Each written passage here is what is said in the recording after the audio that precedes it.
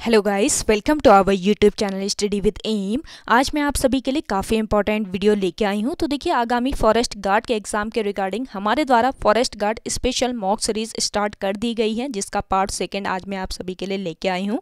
ये जो mock series है ये आपके आगामी फॉरेस्ट गार्ड के एग्जाम के लिए मोस्ट इंपॉर्टेंट है, साथ ही साथ अदर उत्तराखंड एग्जाम के लिए भी ये जो सीरीज़ है ये इंपॉर्टेंट रहने वाला है। तो आप सभी लोग हमारी इस सीरीज़ में स्टार्टिंग से लेकर एंड तक बने रहिएगा। इस सीरीज़ में हमने करंट अफेयर्स भी इंक्लूड की हुई है, ताकि करंट अफेयर्स के जो क्वेश्चन हैं वो भी आपके इसी सीरीज से कवर हो जाएं। तो चलिए आज की इस सीरीज़ को स्टार्ट करते हैं। स्टार्ट करने से पहले जिन लोगों ने अभी तक हमारे YouTube channel study with M को सब्सक्राइब नहीं किया है वो सब्सक्राइब कर लें, साथ ही साथ बगल में जो बेल आइकन दिख रहा है इसे भी प्रेस कर लें, ताकि हम कोई भी वीडियो डालते हैं तो उसका नोटिफिकेशन आपके पास जल्द से जल्द पहुंच जाए। आप सभी लोग हमारे टेलीग्राम चैनल को भी ज्वाइन कर सकते हैं। अराउंड 6.3 के यहाँ पे ग्रुप मेंबर्स हो चुके हैं। सुबह 10 बजे और शाम 8 बजे यहाँ पे क्विज का आयोजन भी कराया जाता है। इसके अलावा अदर इंपॉर्टेंट अपडेट्स पीडीएफ्स यहीं पे शेयर की जाती हैं। लिंक आपको उसका डिस्क्रिप्शन बॉक्स में मिल जाएगा। बढ़ते हैं आज की वीडियो की ओर।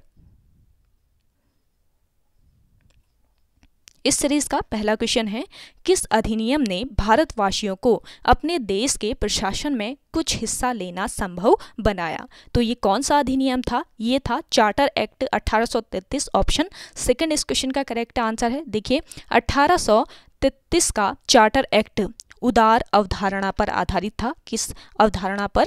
उदार अवधारणा के आधार पर इसको संस्थागत किया गया था, और यह यूनाइटेड किंगडम की संसद का एक अधिनियम था, जिसने ईस्ट इंडिया कंपनी को अगले 20 वर्षों के लिए भारत पर शासन करने का अधिकार दिया। और इस एक्ट के द्वारा, देखिए इस एक्ट के द्वारा क्या बंगाल का जो गवर्नर जनरल था उसको अब भारत का गवर्नर जनरल बना दिया गया था, और कानून बनाने की शक्ति भी किसको दी गई थी? गवर्नर जनरल को ही दे दी गई थी।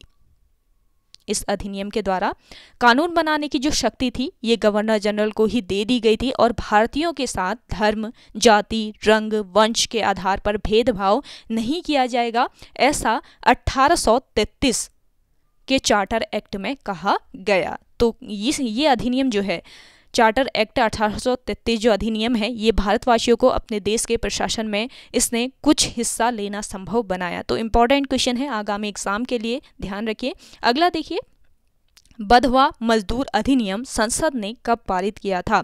बंधुआ मजदूर अधिनियम संसद ने पारित किया वर्ष 1976 ईस्वी में। ऑप्शन सेकंड इस क्वेश्चन का ऑप्शन थर्ड इस क्वेश्चन का राइट आंसर है। देखिए, बंधुआ मजदूरी प्रथा अधिनियम 1976 बंधुआ मजदूरी की प्रथा उन्मूलन हेतु अधिनियमित किया गया था, ताकि जनसंख्या के कमजोर वर्गों के आर्थिक और वास्तविक शोषण को रोका जा सके। और देखिए, बंधुआ मजदूरी जो प्रणाली थी इसको कब समाप्त कर दिया गया? 25 अक्टूबर 1975 ईस्वी को इसको समाप्त कर दिया गया था। लेकिन बंधुआ मजदूर अधिनियम ये कब पारित किया गया संसद में? वर्ष 1976 ईस्वी में। दोनों पॉइंट ध्यान रखिएगा। नेक्स्ट देखिए, गढ़वाल क्षेत्र के प्रथम जाति आधारित संस्था कौन सी थी? गढ़वाल क्षेत्र में प्रथम जाति आधारित जो संस्था थी ये कौन सी संस्था थी? ये थी आपकी सरोला सभा। ऑप्शन सेकंड इस क्वेश्चन का करेक्ट आंसर है। देखिए, सरोला सभा, इसकी स्थापना किसने की? सरोला सभा की जो स्थापना है ये किसके द्वारा? तारा दत्त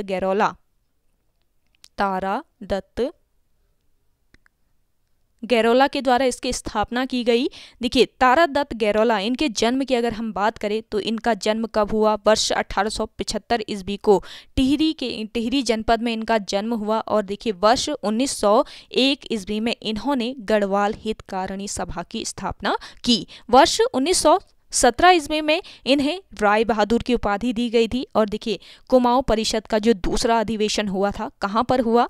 हल्द्वानी में हुआ था कुमाऊं परिषद का दूसरा अधिवेशन 1918 ईस्वी में। तो इस अधिवेशन की जो अध्यक्षता है ये किसके द्वारा की गई थी? तारा दत्त गैरोला के द्वारा की गई थी। इंपॉर्टेंट पॉइंट है, इनको जरूर ध्यान में रखिएगा। नेक्स्ट क्वेश्चन है,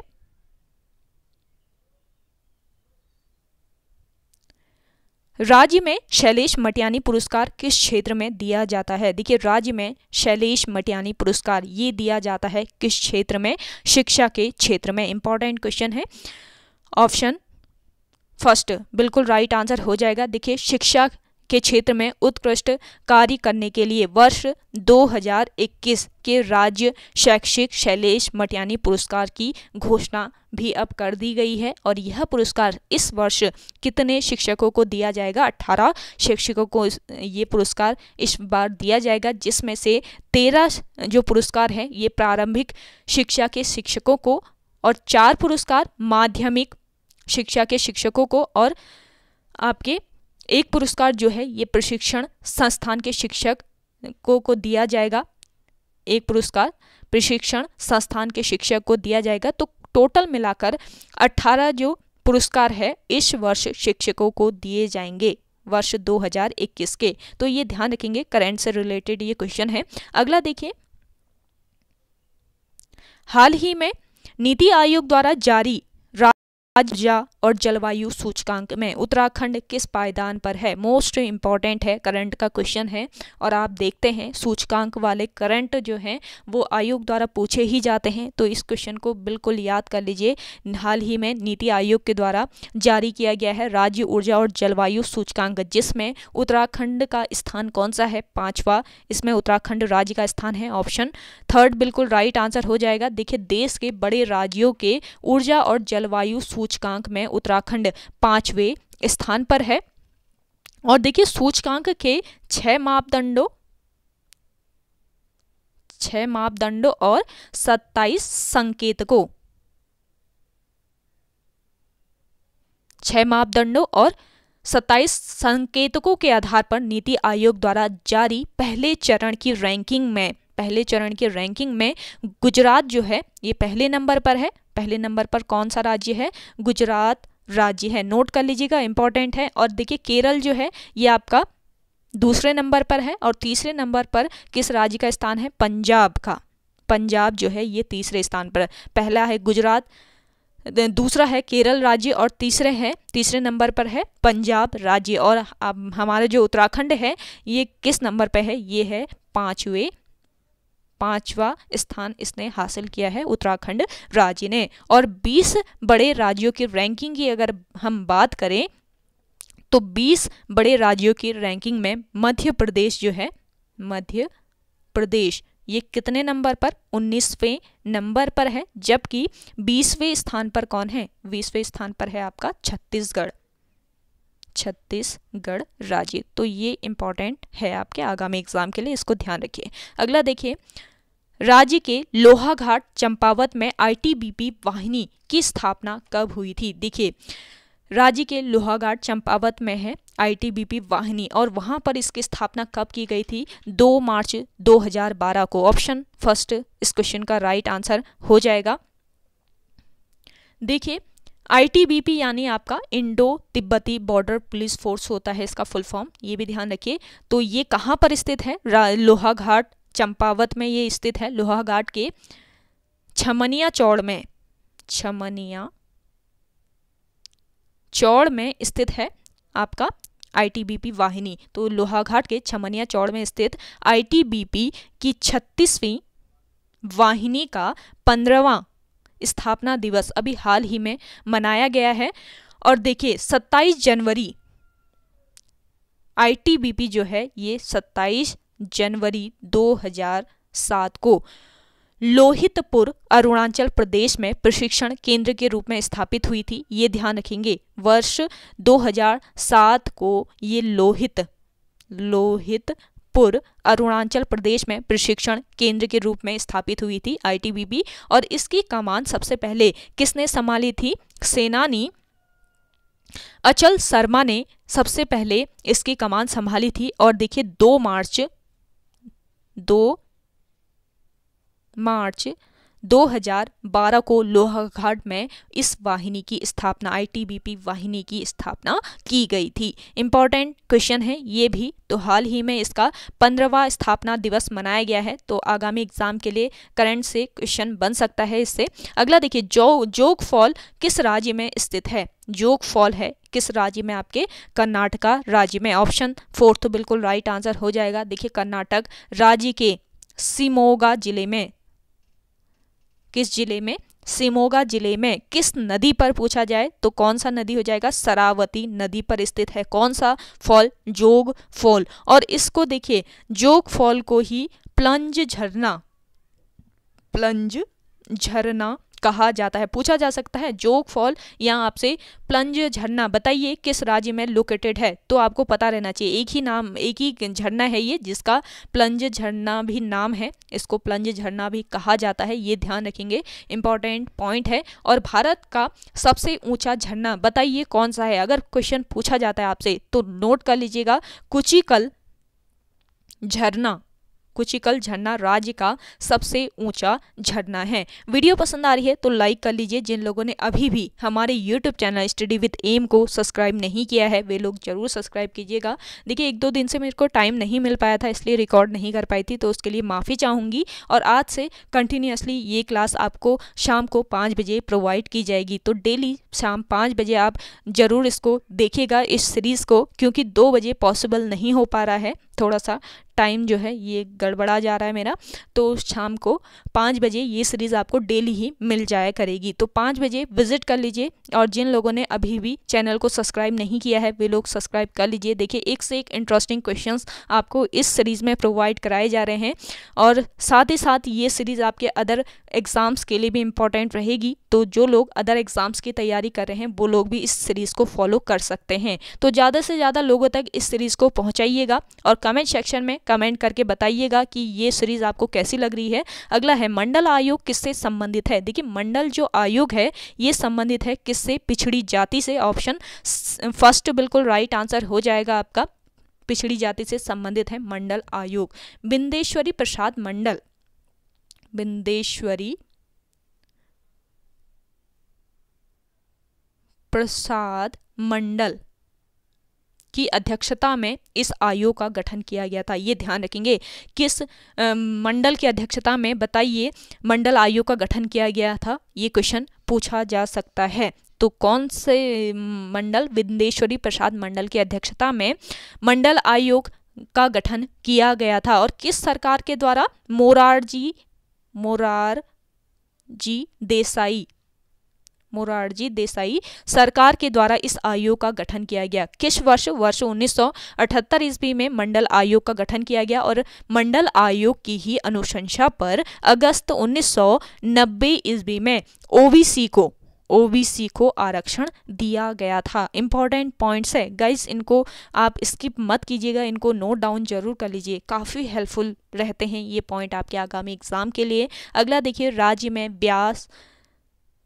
व्यासी जल विद्युत परियोजना किस नदी पर स्थित है? देखिए ये व्यासी है आपका, व्यासी जल विद्युत परियोजना, जो कि किस नदी पर स्थित है?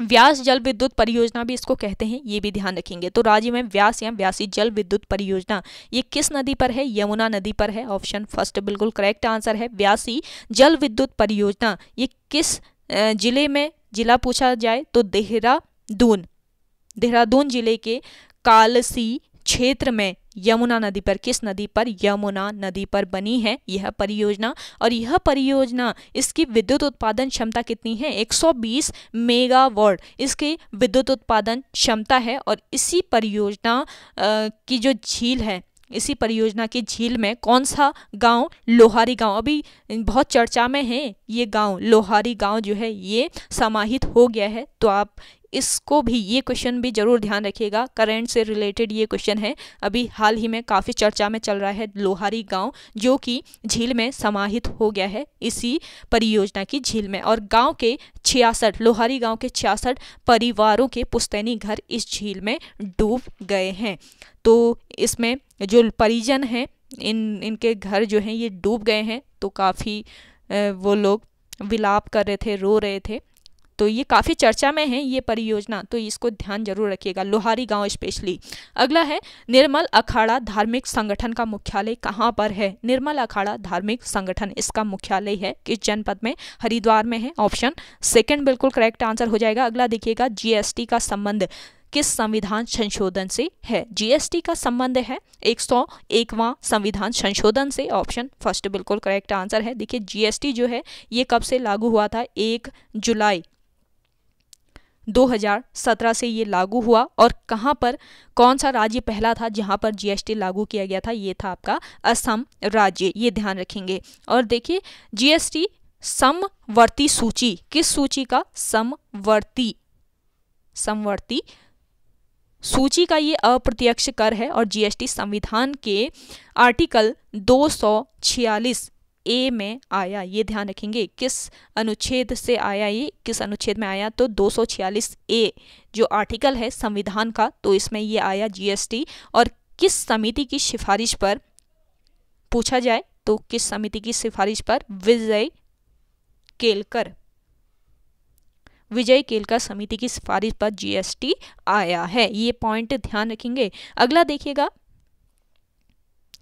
सेशन पसंद आ रहा है तो इसको शेयर कीजिएगा, लाइक कर लीजिए, शेयर कर लीजिए। और जिन लोगों ने अभी भी हमारे YouTube channel study with M को सब्सक्राइब नहीं किया है वो सब्सक्राइब कर लीजिए। अगला है सिंधु जल समझौता किसने करवाया था? देखिए सिंधु जल समझौता ये किसने करवाया था? ये करवाया था वर्ल्ड बैंक ने, विश्व बैंक के द्वारा सिंधु जल समझौता करवाया गया था। और किस वर्ष सिंधु जल समझौता हुआ था? वर्ष 1960 ईस्वी में हुआ था। और सिंधु की बात करें तो सिंधु जो नदी है, ये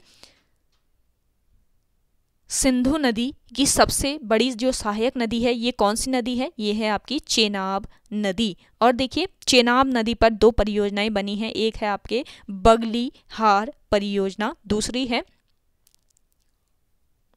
दुलहस्ती परियोजना। तो ये 2 परियोजना किस नदी पर? चेनाब नदी पर बनी है। ये परियोजनाएं भी ध्यान रखिएगा। अगला क्वेश्चन है आपका, संघाई सहयोग संगठन की बैठक की अध्यक्षता वर्ष 2020 में किस देश ने की थी? देखिए संघाई सहयोग संगठन, ये भी इंपॉर्टेंट क्वेश्चन है, 2020 का करंट का क्वेश्चन है। तो 2020, 21, 22 करंट जो है ये आयोग द्वारा पूछे जाते हैं, तो ये ध्यान रखेंगे। तो संघाई सहयोग संगठन की बैठक की अध्यक्षता में वर्ष 2020 में किस देश ने अध्यक्षता की थी? तो ये देश जो है ये है आपका रूस। ऑप्शन 3 बिल्कुल राइट आंसर हो जाएगा। देखिए संघाई सहयोग संगठन, इसका मुख्यालय कहाँ पर है? बीजिंग चीन में इसका मुख्यालय है। और इस संगठन में कितने मेंबर होते हैं? 8 इसमें मेंबर होते हैं। अगला क्वेश्चन है, प्रधानमंत्री जीवन ज्योति बीमा योजना का शुभारंभ कब हुआ था? देखिए प्रधानमंत्री जीवन ज्योति बीमा योजना, इसका शुभारंभ किया गया 9 मई 2015 को। ऑप्शन फर्स्ट बिल्कुल करेक्ट आंसर है। जीवन ज्योति बीमा योजना का शुभारंभ कहाँ पर किया गया? कोलकाता में इसका आरंभ हुआ था। और 9 मई 2015 को भारत के प्रधानमंत्री नरेंद्र मोदी ने इसका आरंभ किया। प्रधानमंत्री जीवन ज्योति बीमा योजना एक नवीकरण अवधि की बीमा पॉलिसी है जो कि वार्षिक रूप से जीवन बीमा कवरेज प्रदान करती है। अगला क्वेश्चन है आपका, अस्कोट आराकोट अभियान की शुरुआत किस वर्ष हुई थी? देखिए अस्कोट आराकोट अभियान, अस्कोट कहाँ पे है आपका? ये है पिथौरागढ़ में ये स्थित है। और आराकोट है आपका कहाँ पर? उत्तरकाशी में। तो ये अस्कोट आराकोट जो यात्रा है ये पूर्व में है पिथौरागढ़, और ये आपका पश्चिम में है। तो पूर्व से लेकर पश्चिम की ओर ये यात्रा चलती है, ये अभियान चलता है पूर्व से लेकर पश्चिम की ओर। तो किस वर्ष इसकी शुरुआत की गई? वर्ष 1974 में इसकी शुरुआत की गई थी। अस्कोट आराकोट अभियान की शुरुआत 25 मई 1974 को इसकी शुरुआत हुई थी। तो ये ध्यान रखेंगे। और हर 10 वर्ष में ये इसका आयोजन किया जाता है। और 10 वर्षों में आयोजित की जाने वाली ये यात्रा है। अस्कोट यात्रा पूर्व से पश्चिम की ओर होती है, यानी कि यह यात्रा पिथौरागढ़ जिले के अस्कोट से शुरू होकर उत्तरकाशी के आराकोट तक जाती है। तो अगला क्वेश्चन है आपका, देखिए अगला क्वेश्चन, निम्नलिखित में से कौन सा दर्रा उत्तराखंड में नहीं है? तो आपका नीति दर्रा ये उत्तराखंड राज्य में है, माणा दर्रा भी है, थांगला दर्रा भी है, लेकिन जो जोजिला दर्रा है ये आपके उत्तराखंड राज्य में नहीं है। जोजिला दर्रा ये कहाँ पर है? जोजिला या इसको जोजी दर्रा भी कहा जाता है। तो ये हिमालय का ये एक प्रमुख दर्रा है, हिमालय का ये प्रमुख दर्रा है जोजिला दर्रा। जोजिला दर्रा एक उच्च पर्वतीय दर्रा है जो भारतीय लद्दाख क्षेत्र की हिमालय में स्थित है। लद्दाख क्षेत्र के हिमालय में ये स्थित है, ये ध्यान रखेंगे। और देखिए आपके नीति और माणा दर्रा की बात करें तो ये किस जनपद में, चमोली, उत्तराखंड राज्य के चमोली जनपद में है। थांगला दर्रा है उत्तर काशी व तिब्बत के बीच स्थित है। कौन सा दर्रा, थांगला दर्रा। तो उत्तरकाशी व तिब्बत के बीच संकरा मार्ग है आपका थांगला दर्रा। और थांगला दर्रा ये इसकी ऊंचाई की अगर हम बात करें तो 6079 मीटर इसकी ऊंचाई है, तो ये ध्यान रखेंगे। अगला क्वेश्चन है आपका, सौर ऊर्जा का प्रयोग करने वाले प्रथम वैज्ञानिक हैं। सौर ऊर्जा का प्रयोग करने वाले प्रथम जो वैज्ञानिक हैं, ये वैज्ञानिक कौन है, पंडित श्री कृष्ण जोशी हैं। ऑप्शन थर्ड बिल्कुल राइट आंसर हो जाएगा। देखिए पंडित श्री कृष्ण जोशी उत्तराखंड के पहले सौर ऊर्जा विज्ञानी हैं। इन्होंने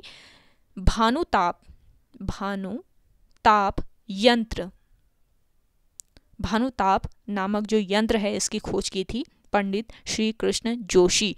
और इनका संबंध किस जनपद से है, अल्मोड़ा जनपद से इनका संबंध है, ये पॉइंट ध्यान रखेंगे। और ज़्यादा से ज़्यादा इस सेशन को शेयर कीजिएगा अपने दोस्तों के साथ अपने व्हाट्सएप ग्रुप्स में। डेली आपको ये सेशन शाम को 5 बजे प्रोवाइड कराया जाएगा, तो आप 5 बजे डेली देख सकते हैं हमारे YouTube channel study with M पर। ज़्यादा से ज़्यादा आप इसको शेयर भी कीजिए, ऐसा नहीं है, आप अपने व्हाट्सएप ग्रुप्स में, फेसबुक ग्रुप्स में शेयर कर सकते हैं। तो ज़्यादा से ज़्यादा लोगों तक इस सेशन को आप पहुंचाइएगा। काफ़ी हेल्पफुल सेशन है आपके आगामी फॉरेस्ट गार्ड के एग्ज़ाम के लिए एंड अदर एग्ज़ाम्स के लिए। अगला देखिए, वर्ष 1867 ईस्वी में हिल साइड सेफ्टी कमेटी का गठन किस जनपद में किया गया।